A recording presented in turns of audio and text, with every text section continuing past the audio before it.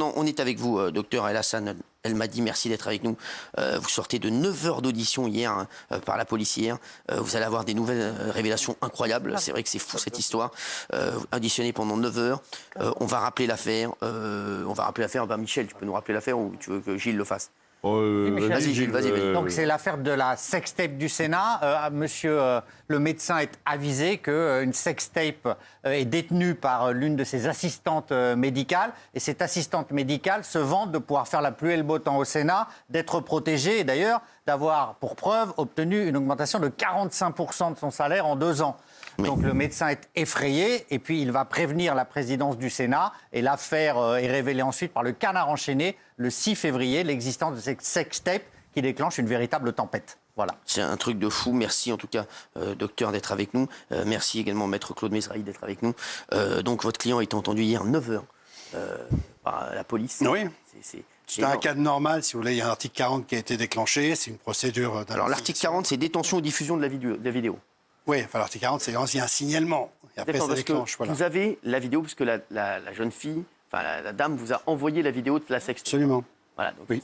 Ouais, vous avez fait une soirée sur écran géant? Non, ça a été beaucoup moins glamour. Bien sûr. Dans quel cas l'objet de cette démarche, en tout cas de cette procédure, si tant est qu'il y en ait d'autres avec d'autres motivations, c'était en l'état de ce que j'ai pu comprendre, pouvoir établir ou non s'il y avait une violation des vies privées. C'est ça. Vous avez été auditionné comme témoin assisté. Voilà. Est-ce que vous pouvez nous raconter ce qu'on vous a demandé lors de votre audition? Parce que c'est fou, alors, cette histoire, parce que c'était une de vos assistantes, voilà, qui avait été choisie pas par vous, qui a été augmentée en 2 fois de 45%, une première fois, et donc à la fin, ça fait 45% d'augmentation en tout.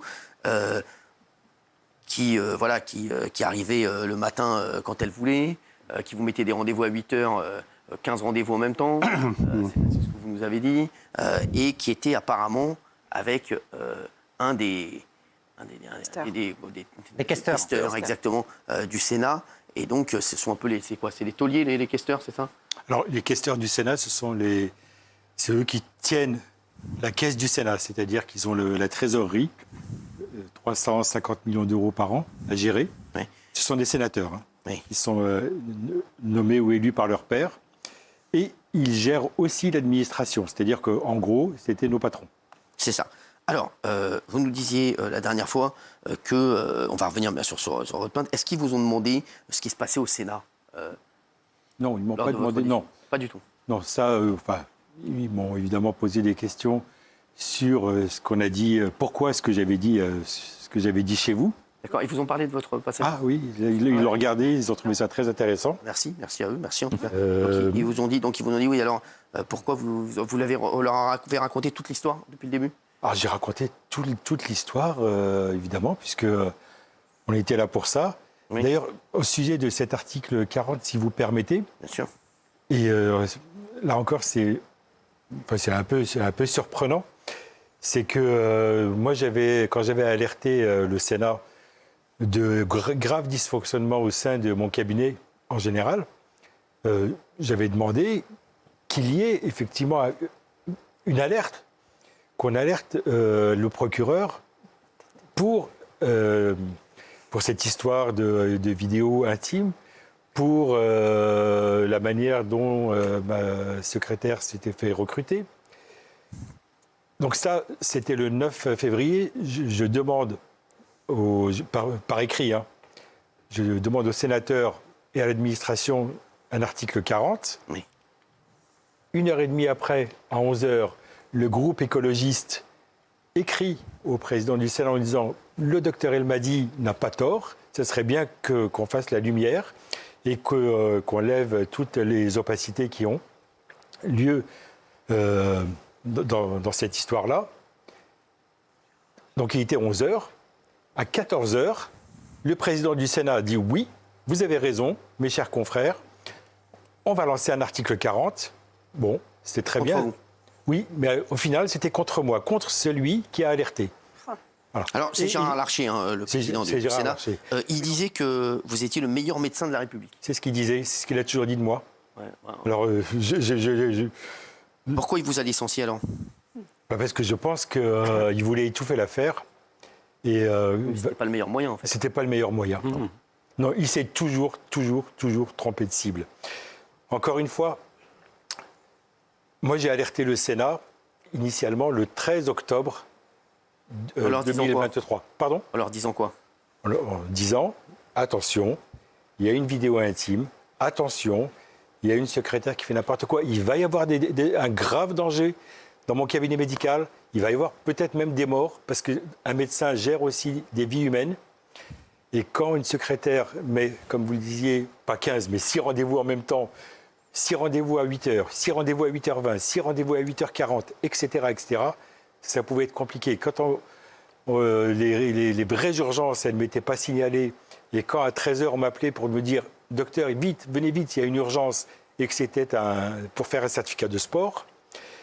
Donc à ce moment-là, j'ai quand même fini par alerter l'administration et le Sénat. Et c'est là que les soucis ont démarré.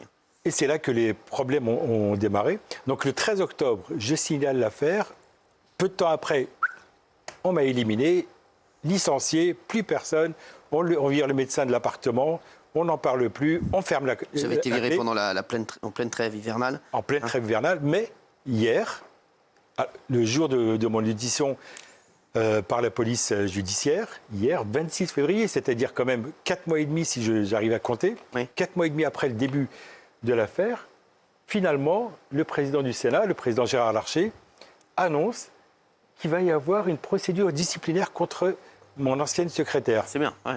Alors, ancienne secrétaire, parce que moi, je ne suis plus une médecin du Sénat, mais elle est toujours effective du Sénat. Ouais, c'est ça, c'est fou. Voilà. Vous nous disiez que la dernière fois que vous aviez déjà prescrit du Viagra au sénateur.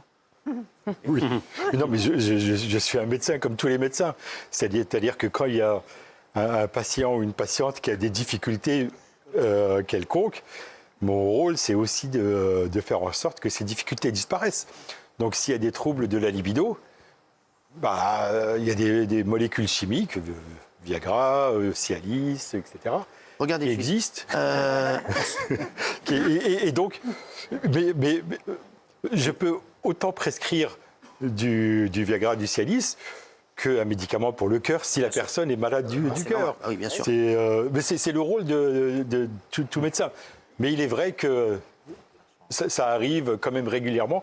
De fait, ça arrive, de fait de la moyenne d'âge Ouais, c'est ça, au Sénat, oui. au Sénat, qui est un peu plus élevée que la moyenne générale. Oui, exactement. De façon plus soft, ce qu'il faut simplement dire, c'est que c'est un milieu comme un autre. Ils ne sont pas meilleurs ni moins bons. Ils ne sont pas détenteurs de qualité exceptionnelle. Et qu'en fait, ce que vous dire mon client, c'est qu'il était amené à traiter les sénateurs comme tout patient en tant que médecin. Mais bon, il y a beaucoup de consultations, vous nous disiez la dernière fois, concernant des maladies. MST. Exactement. Oui, MST. bon, il y a peut-être eu un petit côté un peu sensationnel par rapport à un engouement. Mais je veux dire par là, c'est que plus sérieusement, les choses, elles sont normales. C'est un monde avec ses forces et faiblesses. Pas meilleur, pas pire. La vidéo, elle était où, la vidéo? Elle se passe où déjà, la vidéo? La sextape. Dans le bureau du sénateur, qui était à l'époque une haute autorité du Sénat. Et voilà, c'était. On voyait bien quand même que c'était dans un but de manipulation. C'était pas. Mais ça, elle a fait exprès de filmer le sénateur pour s'en servir après. Oui, c'était manifeste. Enfin, C'est ça. Est-ce que M. Larcher était au courant avant votre alerte? non, Vous êtes sûr? certain. Quand il était pas au courant de. Mais ils étaient au courant de leur relation ou pas? Il était au courant de leur relation ou pas du tout? Ah, moi, je peux en parler? Moi, il me semble qu'il y a eu. Les deux ne s'en cachaient pas. D'accord. Donc voilà. Quiconque au Sénat. Je crois que ça se savait Regarde bien. beaucoup, hein. Voilà, quiconque au Sénat regardait. Qu'est-ce qu'il y a? Je crois que ça se savait beaucoup. Voilà, D'accord, c'était C'est ça que je voulais dire. l'existence de la vidéo, j'en sais rien, j'en suis pas sûr. La relation. Mais la relation. Puis le privilège de la dame aussi. Voilà, Et est-ce que cette dame, ils avaient une relation? Alors, c'est une question qu'on se pose beaucoup. Si vous nous rejoignez à 21h04 en direct, cette affaire de sextape au Sénat encore, parce que vous avez été entendu 9h, est-ce qu'ils étaient en relation avant qu'elle arrive au Sénat ou il l'a fait venir parce que ils étaient déjà ensemble avant? Alors, elle s'est toujours vantée d'avoir été appuyée Ça, pour entrer. Elle ne disait pas par qui elle a été appuyée ou soutenue. d'accord. Mais dès le début, elle expliquait que si elle était là, c'est parce qu'elle connaissait du monde. D'accord. Et donc, Donc. apparemment, voilà. Alors, je ne sais pas si Alors c'était... peut-être qu'il était c'était peut-être en bail tous les deux, voilà, et qu'il a fait venir pour éventuellement conclure. Elle était appuyée, mais il est vrai qu'au moment de son recrutement, auquel j'ai participé au recrutement, Alors, c'était extrêmement bref, hein, ça a duré quelques minutes, alors que Bien sûr.